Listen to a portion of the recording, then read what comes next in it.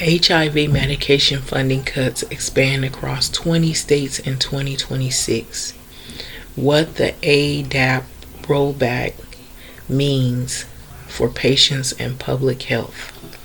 A growing number of U.S. states are cutting back financial assistance for HIV medicine, raising concerns among health care providers, advocates, and patients. So recent findings from KFF show that 18 states have implemented cost containment measures within their AIDS drug assistance programs, better known as ADAP. An additional 5 states are reportedly considering similar reductions. So these changes affect thousands of Americans who rely on the state-supported programs to afford life-saving HIV medication. This article explains what is happening and why it matters, and what it could mean for public health in the months coming in the year of 2026. So I'm seeing more articles like this, more cuts coming to the HIV programs.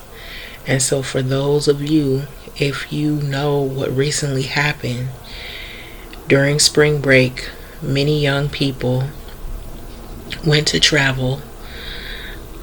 If it was going on a little mini vacation or they were going out of state, a lot of them ended up in Houston, and people who were locals of Houston and Texas warned people that there were a lot of outbreaks of STDs.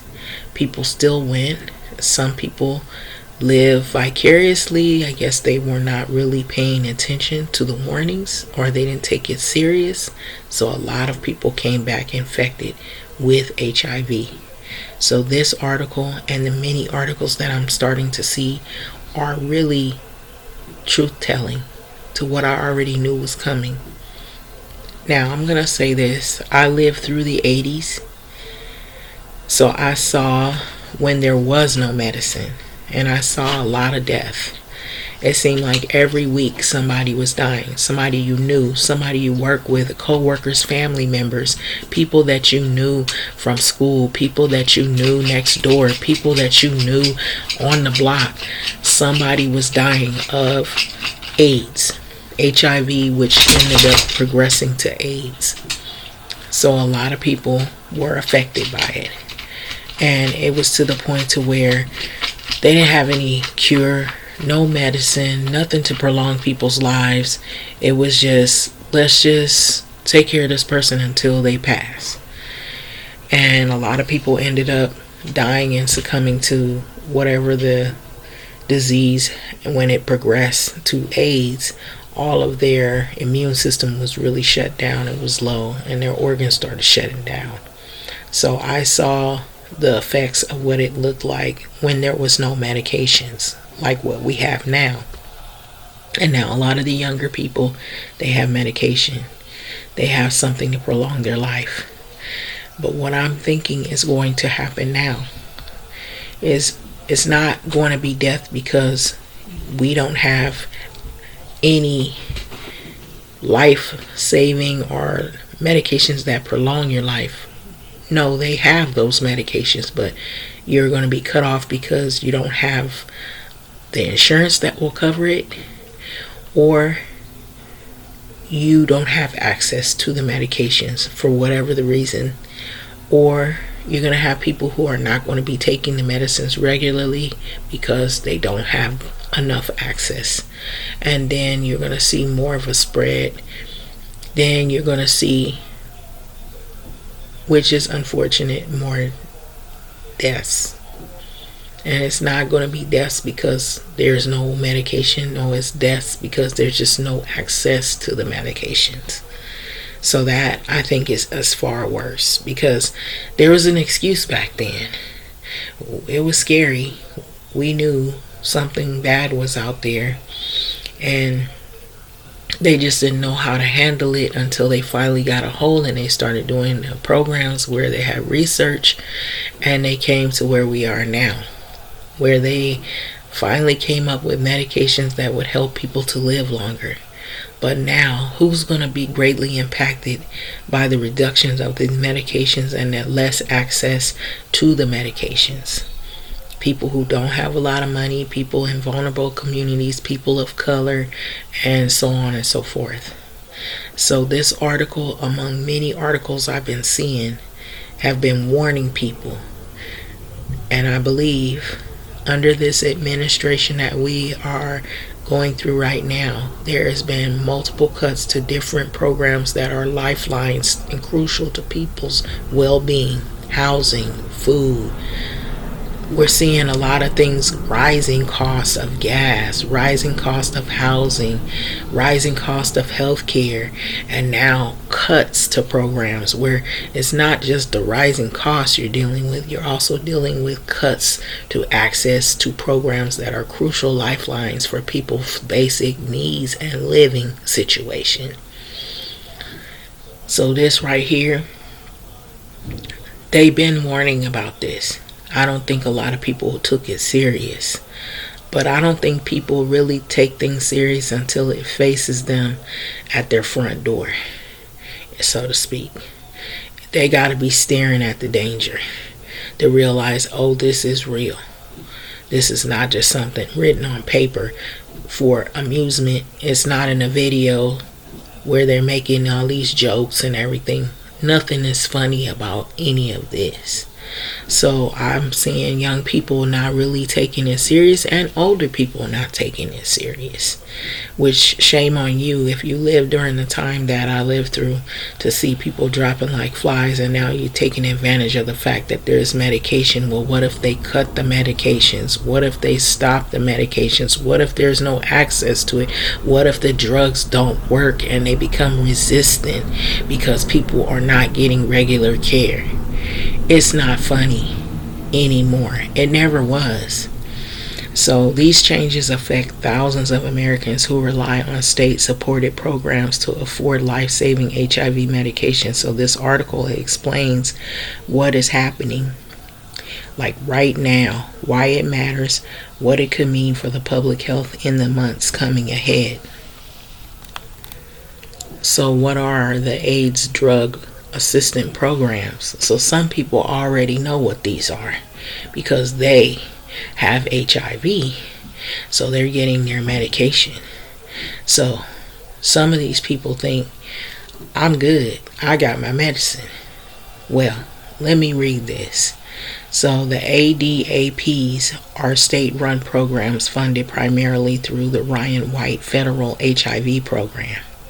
Their mission is simple but essential and ensures that people living with HIV can access prescription medications regardless of their income level. So the ADAP program, typically it covers the cost of the HIV medications for uninsured individuals.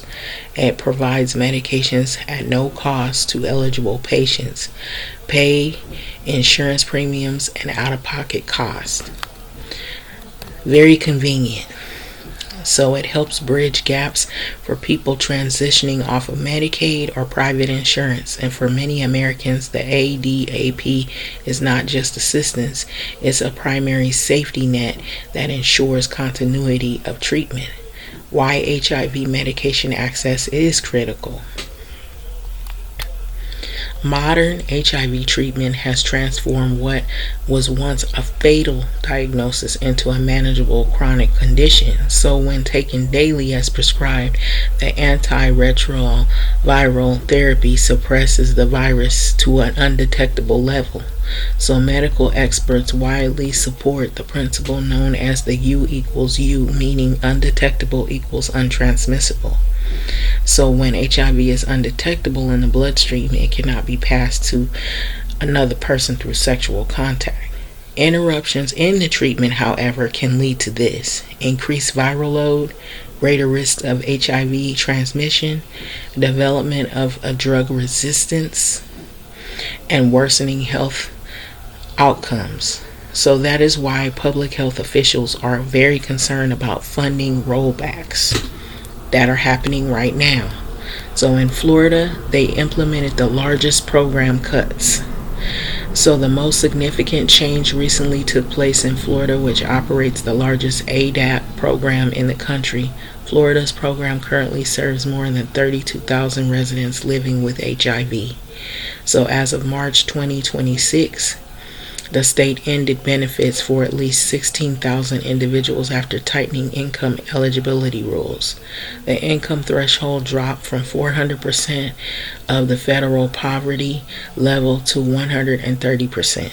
So under the new rules, an individual must earn more than 20,748 annually to qualify.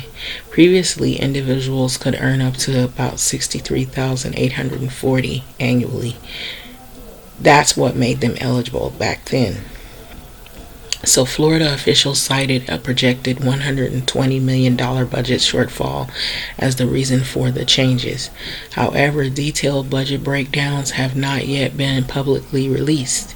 So the state also stopped covering Biktarvy, currently one of the most widely prescribed HIV medications in the United States.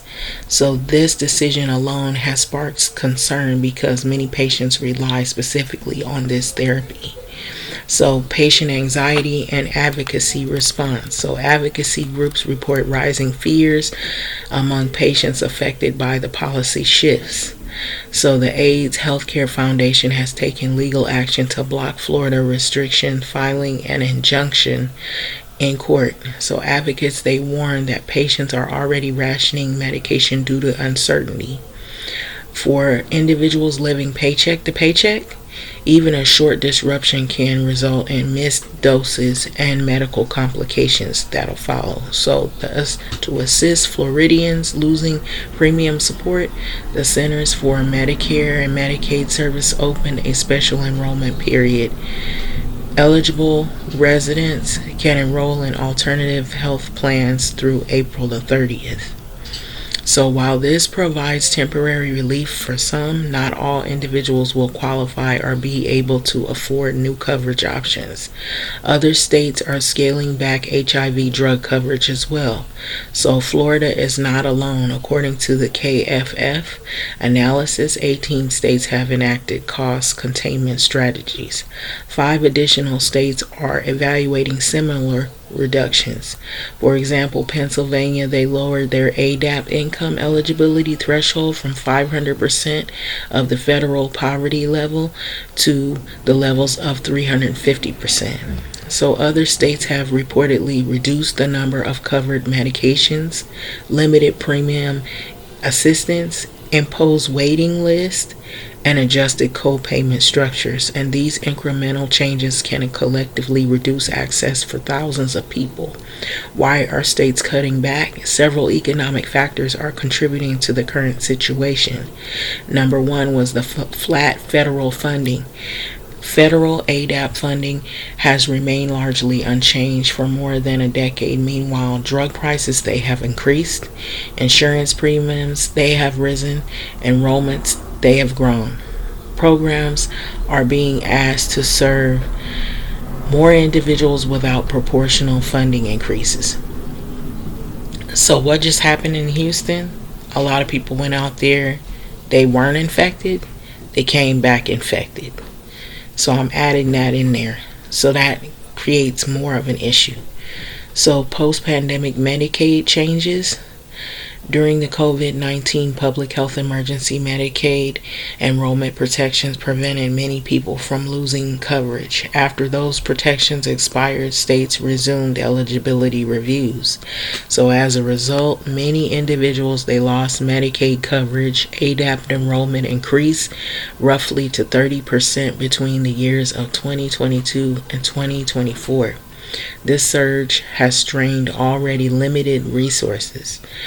So state budget pressures. Several states are forecasting budget deficits. Rising healthcare costs combined with broader economic pressure have forced lawmakers to reevaluate spending priorities. Unfortunately, public health care programs often face cuts during financial downturns. Potential public health consequences. Experts are warning that the rollback of HIV medication assistance could have a ripple effect across communities. Increased HIV transmission. If treatment interruptions cause viral loads to rise, the likelihood of new infections increases. Even small increases in transmission can reverse years of public health progress. Drug resistance. When patients take medications inconsistently due to the cost barriers, the virus can mutate. Drug resistant strains are more difficult and expensive to treat. Higher long term costs. Ironically, cutting preventative medication access can increase healthcare costs over time. Hospitalization, emergency care, and advanced HIV treatment are significantly more expensive than maintaining daily therapy. Who is at risk the most? ADAP participants, they often include the following: low income individuals, uninsured or underinsured adults, minority communities disproportionately affected by HIV, people living in rural or medically underserved areas. For many of these individuals, ADAP is the only pathway to consistent treatment. Nationally, ADAP programs support approximately 25% of the estimated 1.2 million Americans that are currently living with HIV. So any reduction in coverage therefore impacts a substantial segment of the population. So the legal and policy landscape, advocacy organizations are exploring multiple strategies to address the funding crisis, including legal challenges, federal funding appeals, state level lobbying efforts, expanded pharmaceutical assistance partnerships. Public health leaders are also urging Congress to revisit federal funding levels under Ryan White program to reflect modern treatment costs and enrollment growth. Whether lawmakers respond with increased appropriations remains uncertain. The broader economic and moral debate beyond the numbers lies a deeper debate about public responsibility and healthcare equity. HIV treatment is one of the clearest examples of preventative medicine that benefits both individuals and society. So when treatment is uninterrupted, patients they remain healthy and productive, transmission rates will decline, long-term healthcare spending decreases, and when access is disrupted, the burden shifts to emergency systems, families, communities. Advocates describe the current wave of cuts as not only an economic issue but also public health and moral concern. What patients can do if they are affected. If you or someone you know may be impacted by ADAP changes, so 1 to 5, contact the state health department immediately, ask about alternative enrollment options, explore marketplace insurance plans during special enrollment periods, speak with a health care provider about temporary assistance programs, reach out to local HIV advocacy organizations for support. Acting quickly can help prevent treatment gaps. So looking ahead, the coming months will likely determine whether additional states adopt cost containment measures. If federal funding remains flat while enrollment continues to rise, more programs may tighten eligibility or reduce benefits. So public health experts, they stress maintaining consistent HIV treatments is one of the most effective strategies for ending the epidemic in the United States. So policy decisions made today will shape infection rates, healthcare costs, and patient outcomes for years to come. So in concluding, the scaling back of HIV medications assistance program across 20 states marks a significant shift in public health policy for 2026. With 18 states already implementing changes and 5 more considering the action, thousands of individuals may face uncertainty regarding life-saving treatment. Florida's sweeping eligibility reduction and medication coverage changes illustrates how quickly access can change when budgets tighten. Other states, including Pennsylvania, have also modified eligibility criteria. At a time when HIV treatment is more effective than ever, ensuring uninterrupted access remains essential for both individual health and community protection. So this right here I thought was essential to read because I felt like all of the commercials that are showing T-Boz, they're showing PrEP commercials, they're showing commercials that are raising awareness about HIV and people trying to be prepared to stay safe. It's a red flag, a lot of red flag signals that are going off. We are going backward into time to where we might have a resurgence of people that die not because they don't have the medical treatment that we currently have now, is because they don't have access to the medical treatment. It was a time when they didn't have these medicines that people are taking, and people died because HIV turned to AIDS, and then the AIDS complications is what killed them, or AIDS related complications. It could be as little as such as like a flu, common cold, because the T cells are so weak and the body is so weak and the organs start shutting down. And so now we have these medicines, and the research did it, and the people who work so hard to bring us to where we are so people could live longer lives. But with all these cuts, that could change. It's not because of not having the medicines, it's because of not having access to the medications that could cost a lot of lives, thousands and thousands of lives of people. And who were the most vulnerable that it said? People who are underserved communities, low income, people of color, and people who are dealing with already, maybe they have pre-existing diseases, and then on top of that, having this was saving their life. It was holding everything together. But now having limited access or losing your insurance or either not being able to afford the medicines could start the resurgence of more deaths, unfortunately. And so that's the reason why I thought this was important. And when I saw all of the social media and people talking about HIV and things that they have recently contracted, and it seems like it's growing, and they're calling this an epidemic, this is not good at all. Especially when you look at more and more articles coming out talking about all of the funding and all the research programs that have been come to a cease. They are no longer, they are non-existent.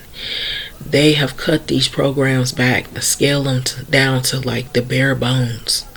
So consider that when you go out, when you meet people, you gotta watch what you do and watch who you're with and what you do with whom. So I know what I saw in the 80s. Every week somebody was dying, and it kept getting closer and closer and closer to somebody that you knew. And it's different when you don't really know the people and you're not emotionally attached to them. You're like, oh, that's a sad event. But then when you know the people, you went to school with them, you work with them, or they lived and grew up in the same neighborhood as you, or they're in your family, that's when you know that, yeah, this is serious. And it's every week you are hearing about deaths. So I feel like we're going to go back into that again. And that's really scary. And so that's why I think people should take this serious. You never miss a good thing until it's gone. That's what they always say. So having this medicine and now having it cut away from people, exactly, that's what I'm saying. So I think people took a lot of advantage of all of this. And I felt like I heard young people saying, oh, I'm going to take the risk. I'm going to take the risk. Well, you could take the risk and take the risk to the point to where then you regret taking those risks. But you can't turn back the clock. You can't change the decision that you make, the choice that you make. Once you do that and you step into that fire, it's no going back. So what one person might be able to withstand, and they might be able to live a few weeks or a couple of months or whatever, or they might be able to live a couple of years before they succumb to something, that may not be your body. You may learn that you might have had other things. And if you live a risque life like that and you put yourself at risk like that, then there's no guarantee that you will have access to this medication, or at least not enough of it. And if they're cutting back like they are doing, And it seems like every week I'm seeing more and more articles talking about more and more cuts to these programs. This is a red flag. A lot of red flags are going off. So take this serious. If you don't take anything else serious, if you value your life, because your health is your wealth, like I'm going to say again, your health is your wealth, you value your life, take this serious. Heed these messages. This is not just for entertainment. It's not for giggles. It's not for, a bunch of likes. It's serious. You haven't seen the deaths that I saw until this thing starts all over again. And it's miserable, it's depressing, and it hurts, especially if it's somebody that's close to you and you're thinking, man, I didn't take it serious, and this is serious. This is not a laughing matter, never was. And she's exactly right. So, I kid you not, there are a whole lot of more articles like this. And that means people need to be taking this stuff serious. I'm hearing all these young women on social media talking about relationships and how this is not working and how that's not working, but I'm not hearing anybody talking about their health. They're clearly taking risks with people who are risk takers and doing things, and you trying to be this housewife and you trying to do this and do that, and you're thinking you're safe. You don't know the activities of these other people, what they're getting involved in. And that Houston thing pretty much put it on the map that everybody ain't living the right way. They ain't living safe. They're not being responsible, is what I'm saying.